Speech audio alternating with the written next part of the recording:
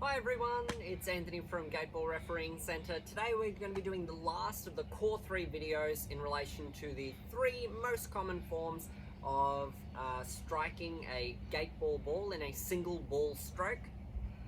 And the last one's going to be what I refer to as the Chinese style of stroking, but I only refer to it as that because it's mostly used in China, almost exclusively in China. Some places perhaps in Hong Kong and Taipei, but mostly in China. Now, funnily enough, this is actually the stance that I use. There are very, very few other people in Australia that I know of that use this stance and this technique, but it's just what I'm most comfortable with. And I guess that's an important point to press on. We want to use something that we're comfortable using. So I use this because it's really easy to do. I think it's easy to aim. It's easier than the other two systems that I've explained to you so far. But of course, I can play with them. I'm just not as good or as accurate.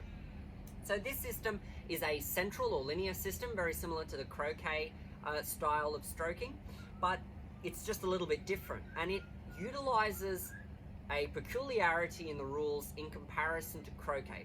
Now, in croquet, you're not allowed to use your foot to guide the mallet.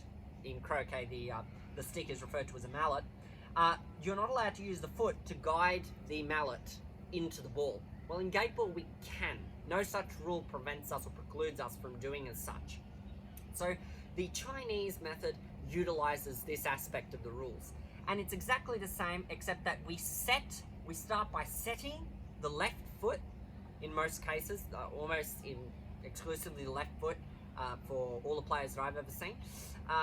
Setting the left foot on the intended target line, just to the left of the target line, to make room, to then place the stick, just move this ball, to place the stick in contact with the foot and the shoe before placing the right foot, not touching the stick, but incredibly close to it. And then we use our foot as a guide to strike the ball. Now, there are 2 things you can do from this point. Once you're in this position, your aiming is all complete. You've already aimed by stalking the ball. So you can either abruptly stop the stick like that, so you make a backswing, never coming out of contact with the foot. You're always in contact with the shoe and the foot. Abruptly stopping the stick, or should you want to gain a little bit of extra power, and this is very common on more uneven surfaces, not so much what we see in Australia playing on croquet lawns, but more so on clay or gravel, there might be a follow through. So there's often a follow through like that. Now, the stick stays completely in contact with the shoe and the foot even after impact, because once the stick gets to here, impact's already been completed because we're already standing so close to the ball. So we come through and we swing through, and that allows us to create a little bit of extra acceleration. Now, this stance and swing pattern break one of the most fundamental rules of the common swing, which is tempo. There is very little tempo involved in this type of swinging, and there's a reason for that. Tempo is required to increase accuracy in the shots, and the reason in the other 2 styles that's very important is because there's nothing preventing you in the golf style from swinging any which way you want to go, on the inside, on the outside, linear and down, or whether you're doing the croquet stroke and your feet are a little bit apart.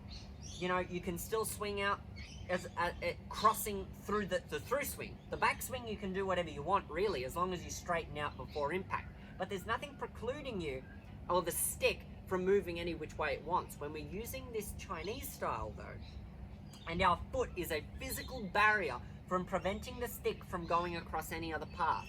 Now, the ball's going to go exactly where we aim it. So often, the only way you're going to miss is because you've misaimed the ball. So it's an incredibly accurate form of hitting the ball. The only problem that this suffers with, because we've got a loss of tempo, is depth perception changes greatly. Depth perception is incredibly difficult with this style, and often I find myself going back to a croquet style when I need to play an incredibly accurate shot from very far away. Say, going from gate 2 to gate 3, and I want to get really close to the 4th line, I often play between the legs as a croquet shot with a standard grip, because I find that I can get a lot more accuracy out of it. When we're punching, especially when we're stopping the stick like that, accuracy in relation to weight and depth perception is incredibly difficult to control. So if you want to try this one out, it's very easy. All you have to do is get the ball, you put your left foot to the left of the ball in line with the target, you put your stick next to, in contact with your foot, your left foot, and then you put your right foot close but not in contact with the stick, so close to the stick but not in contact with it, and then you can either hit the ball with a stop, like that, or we can hit it with follow through, should we need a little bit more pace. Like that. So an incredibly simple one today, probably the simplest out of all the three forms of swing. But that's all I've got for you today, and hope to see you on the channel sometime soon. Bye.